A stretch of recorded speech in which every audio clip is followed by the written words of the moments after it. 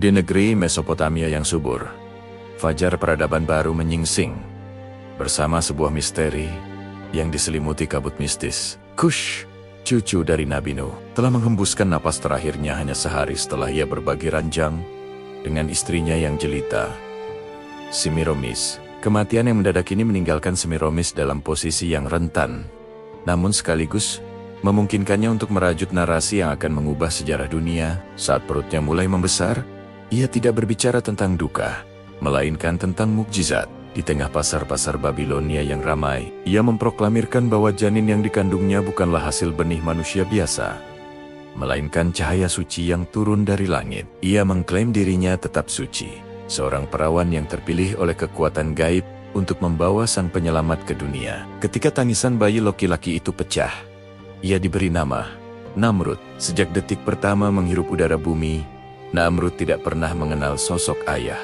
Ia hanya mengenal mata ibunya yang penuh ambisi. Semiramis membesarkannya dalam isolasi yang mewah, membisikkan setiap hari bahwa darah yang mengalir di tubuhnya adalah darah dewa. Hubungan mereka sejak awal telah melampaui ikatan ibu dan anak yang lazim. Semiramis memperlakukan Namrud bukan sebagai manusia, melainkan sebagai sebuah mahakarya yang ia bentuk sendiri. Ia menanamkan keyakinan bahwa mereka berdua adalah entitas yang berbeda dari rakyat jelata. Dua kutub kekuatan yang ditakdirkan untuk memerintah tanpa batas. Namrud tumbuh dalam pelukan ibunya yang terlalu erat. Sebuah dekapan yang tidak hanya memberi perlindungan, tetapi juga mulai menumbuhkan benih-benih obsesi yang menyimpang di kemudian hari. Namrud tumbuh menjadi pemuda yang kecerdasannya melampaui siapapun di zamannya. Di bawah bimbingan ketat Semiramis, ia menguasai rahasia alam semesta. Ia memandang langit bukan dengan rasa syukur, melainkan dengan hasrat untuk menaklukkannya. Dengan kepintaran yang luar biasa, ia membagi waktu menjadi satuan yang kita kenal sekarang. 24 jam sehari, 60 menit sejam, dan 60 detik semenit. Ia membedah lingkaran menjadi 360 derajat, seolah-olah ia sedang membedah tubuh Tuhan itu sendiri. Semiramis selalu berada di sisinya, memuji setiap penemuan putranya sebagai bukti bahwa ia memang anak dewa. Kehebatan intelektual ini membuat Namrud mulai merasa bosan dengan wanita-wanita sebanyaknya yang ia anggap bodoh dan tidak berharga. Baginya, satu-satunya manusia yang setara dengan kecerdasannya, satu-satunya yang mampu memahami visi besarnya adalah ibunya sendiri. Kekaguman intelektual ini perlahan bergeser menjadi ketertarikan yang lebih gelap. Semiramis pun yang melihat putranya tumbuh menjadi pria perkasa dan jenius, mulai merasa bahwa tidak ada wanita lain di dunia ini yang pantas mendampingi sang Raja Tuhan selain dirinya. Mereka mulai menghabiskan malam-malam panjang berdua, mendiskusikan desain kota dan pergerakan bintang, sementara jarak fisik di antara mereka semakin menipis. Namrud merasa bahwa mencintai ibunya adalah satu-satunya cara untuk menjaga kemurnian kekuasaannya. Sebuah lingkaran setan yang menutup diri dari dunia luar.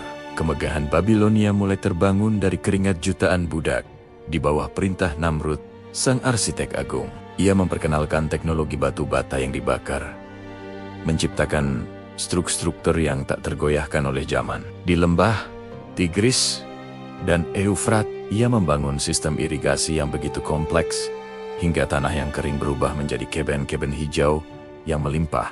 Namrud memimpin pembangunan kota-kota besar, seperti Babel dan Akkad dengan tangan besi. Namun, di balik kemajuan fisik yang pesat itu, ada rahasia yang semakin membusuk di dalam istana. Semiramis tidak lagi hanya berperan sebagai penasihat atau ibu suri. Ia telah menjadi bayangan yang melekat pada setiap langkah Namrud. Keindahan Semiramis seolah tidak memudar dimakan usia. Justru semakin bersinar dengan aura mistis yang ia ciptakan. Rakyat melihat mereka berdua sebagai pasangan penguasa yang sempurna, tanpa menyadari bahwa hubungan di balik dinding kamar istana telah melanggar fitrah kemanusiaan. Namrud membangun jembatan dan kuil-kuil megah sebagai persembahan untuk ego mereka berdua. Setiap bangunan yang ia rancang memiliki simbol-simbol tersembunyi yang memuja kesatuan antara dirinya dan ibunya. Bagi Namrud, menaklukkan alam dengan teknik bangunan adalah bukti bahwa manusia tidak lagi membutuhkan perlindungan dari Tuhan yang gaib. Ia merasa telah menciptakan dunianya sendiri. Sebuah dunia di mana ia adalah pusatnya, dan Semiramis adalah poros yang menjaganya tetap berputar. Puncaknya terjadi ketika Namrud secara resmi mengambil Semiramis sebagai istrinya. Skandal yang paling menjijikan dalam sejarah manusia itu dibalut dengan upacara keagamaan yang megah untuk menipu mata rakyat. Semiramis dengan kelicikannya menyatakan bahwa ini bukanlah pernikahan sedarah yang nista, melainkan penyatuan kembali unsur-unsur dewa. Ia mengaku cemburu melihat gadis-gadis muda mendekati Namrud, bukan karena kasih sayang seorang ibu, melainkan karena ia tidak rela kehilangan dominasi atas pria yang ia ciptakan sendiri dari rahimnya. Namrud yang telah sepenuhnya terpesona oleh pesona dan manipulasi ibunya, melihat pernikahan ini sebagai langkah terakhir untuk menjadi Tuhan yang utuh. Mereka hidup dalam hubungan yang persis seperti binatang, mengabaikan nurani dan tatanan moral yang dibawa oleh para nabi sebelumnya. Pernikahan ini menjadi landasan bagi kultus baru di Babilonia, di mana hubungan mahram dipandang sebagai hak istimewa para penguasa yang suci. Namrud merasa tidak ada hukum yang berlaku baginya, karena dialah sang pembuat hukum. Di ranjang yang sama dengan wanita yang melahirkannya, ia merencanakan penaklukan dunia. Mereka adalah pasangan penguasa yang mabuk oleh kekuasaan dan nafsu, merasa bahwa dengan menyatukan tubuh, mereka telah mengunci keabadian dalam garis keturunan yang menyimpang. Dengan Semiramis di sampingnya sebagai ratu sekaligus istri, Namrud mendeklarasikan dirinya sebagai raja di raja dan Tuhan atas seluruh bumi. Ia memerintahkan setiap orang untuk bersujud kepadanya. Kesombongannya mencapai titik di mana ia merasa bahwa Tuhan di langit hanyalah saingan yang harus disingkirkan. Ia memandang rendah sejarah Nabi Nuh, kakek buyutnya sendiri, dan menganggap janji Allah sebagai dongeng orang-orang lemah. Namrud memaksa rakyatnya untuk meninggalkan penyembahan kepada Allah dan menggantinya dengan pemujaan terhadap dirinya. Ia memposisikan dirinya sebagai pemberi kehidupan dan kematian.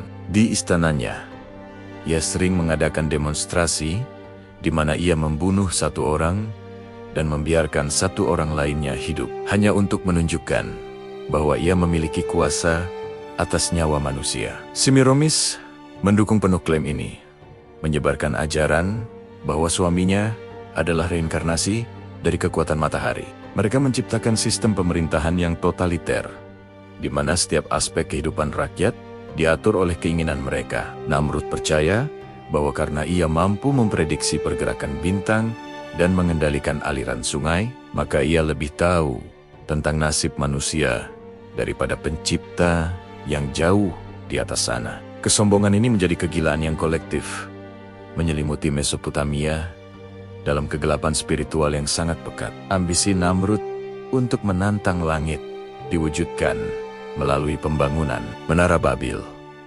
Ia ingin membangun menara yang puncaknya menyentuh kayangan, agar ia bisa naik dan menghadapi Tuhan secara langsung. Menara ini bukan hanya sebuah pencapaian arsitektur, tetapi merupakan simbol pemberontakan manusia yang paling nyata. Setiap batu bata yang disusun adalah penghinaan terhadap langit. Namrud menghabiskan sumber daya negerinya demi ambisi gila ini, memaksa ribuan orang bekerja siang dan malam tanpa henti.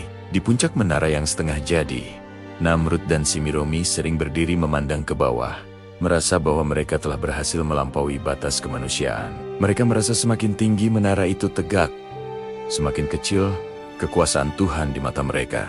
Namrud sering berteriak menantang langit dari sana. Sementara Semiramis melakukan ritual-ritual sesat untuk memperkuat posisi anaknya.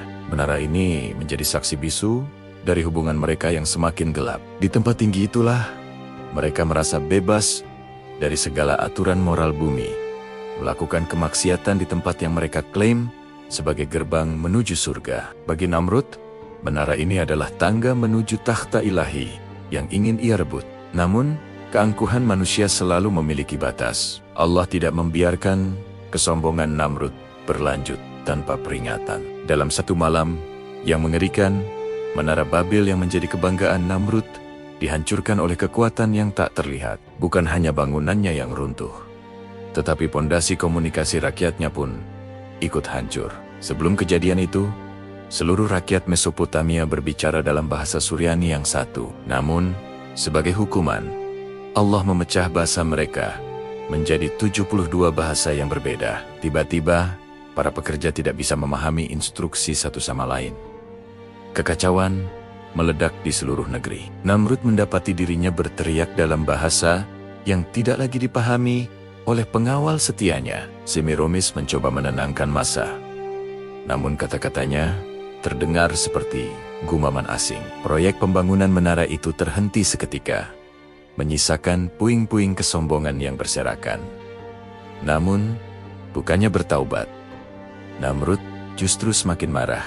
Ia menganggap ini sebagai serangan pribadi dari Tuhan dan bukannya sebuah teguran. Ia mencoba menyatukan kembali rakyatnya dengan paksaan, tetapi benih-benih perpecahan telah tertanam. Hubungannya dengan Semiramis menjadi satu-satunya pelarian di mana ia merasa masih memiliki kendali. Meskipun dunia di sekitarnya mulai pecah menjadi ribuan keping bahasa yang tak saling mengerti. Untuk mempertahankan kekuasaannya yang mulai goyah setelah runtuhnya menara, Namrud beralih ke ilmu hitam. Ia mempelajari rahasia sihir dari sisa ajaran Harat dan Marut yang diselewengkan. Ia menggunakan sihir untuk memikat hati rakyatnya dan menekat-nakuti lawan politiknya. Semiramis berperan besar dalam hal ini. Ia menjadi pendeta agung yang memimpin ritual-ritual mistis yang melibatkan pengorbanan dan mantra-mantra kuno. Mereka menciptakan sistem ramal nasib seperti horoskop dan palmistry,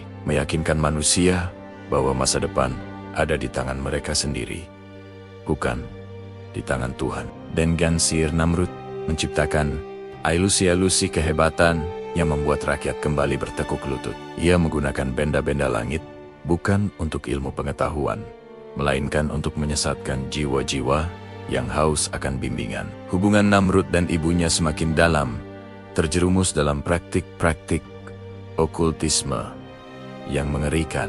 Mereka percaya bahwa dengan kekuatan sihir, mereka bisa mencapai keabadian. Setiap malam, di ruang rahasia di bawah tanah istana, mereka melakukan ritual yang menggabungkan nafsu sedarah dan pemujaan setan, memperkuat ikatan kegelapan yang mengikat jiwa mereka berdua dalam dosa yang tak terampuni.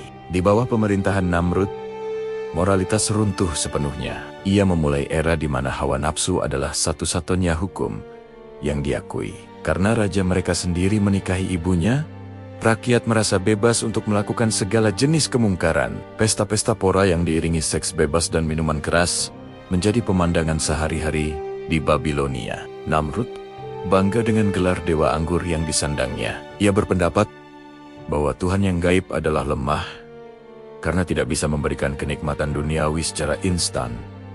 Seperti yang ia berikan, ia mendorong rakyatnya untuk hidup hanya untuk hari ini, tanpa memikirkan hari pembalasan. Semiramis memimpin festival-festival kesuburan yang penuh dengan edegan-edegan yang melanggar norma kesusilaan. Semuanya atas nama pemujaan kepada Namrud. Mereka menciptakan peradaban yang secara fisik megah dengan kota-kota seperti Niniwe dan Asyur. Namun secara spiritual membusuk. Namrud merasa bahwa dengan memberikan kebebasan mutlak kepada hawa nafsu rakyatnya, ia akan menjadi Tuhan yang paling dicintai. Baginya, kebaikan adalah kelemahan dan kemaksiatan adalah bentuk kebebasan tertinggi manusia dari belenggu aturan ketuhanan yang lama.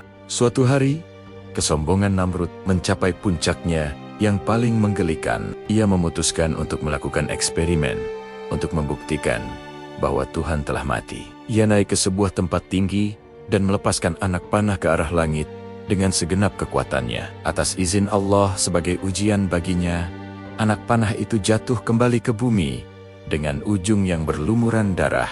Namrud berteriak dengan penuh kemenangan, memamerkan panah itu kepada Semiramis dan seluruh rakyatnya. Lihat, aku telah membunuh Tuhan di langit. Sekarang akulah satu-satunya penguasa alam semesta, teriaknya. Semiramis memeluknya dengan bangga, memuji keberanian putranya yang telah membebaskan dunia dari otoritas langit. Mereka mengadakan pesta besar untuk merayakan kematian Tuhan.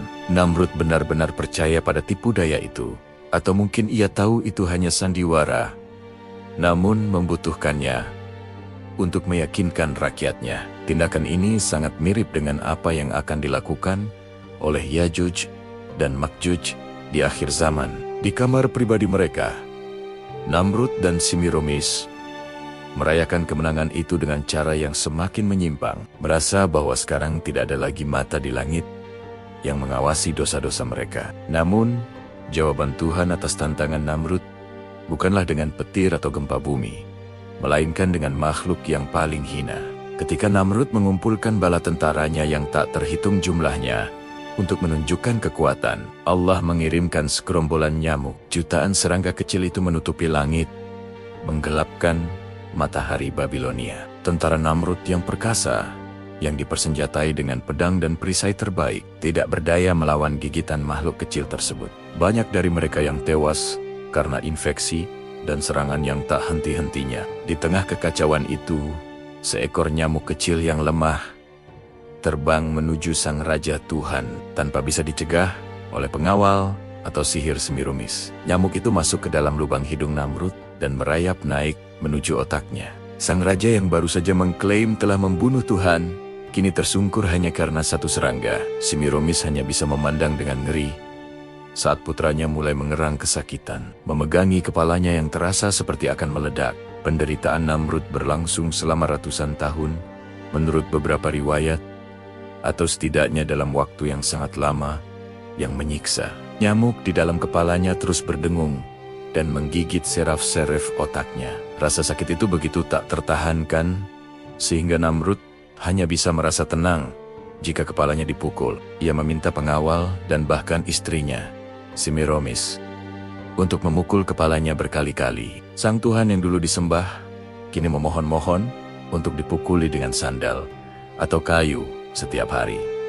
Pemandangan ini sungguh tragis, sekaligus konyol. Semiramis, yang dulu melihatnya sebagai dewa perkasa, kini harus menyaksikan suaminya merangkak di lantai istana, seperti anjing yang kesakitan. Hingga pada suatu hari, dalam puncak rasa frustasinya, Namrud meminta seorang pelayan untuk memukul kepalanya dengan sangat keras, menggunakan palu atau benda berat lainnya, berharap nyamuk itu akan mati. Namun, pukulan keras itu justru meremukkan tengkoraknya sendiri. Namrud mati konyol di tangan pelayannya sendiri, di bawah pengawasan ibunya yang tak berdaya. Ia mati bukan sebagai pahlawan, melainkan sebagai manusia paling hina yang dikalahkan oleh seekor nyamuk. Setelah kematian Namrud yang memalukan, Semiramis tidak membiarkan warisan kekuasaannya hilang begitu saja. Ia menciptakan mitos baru bahwa Namrud tidak benar-benar mati, melainkan telah naik kembali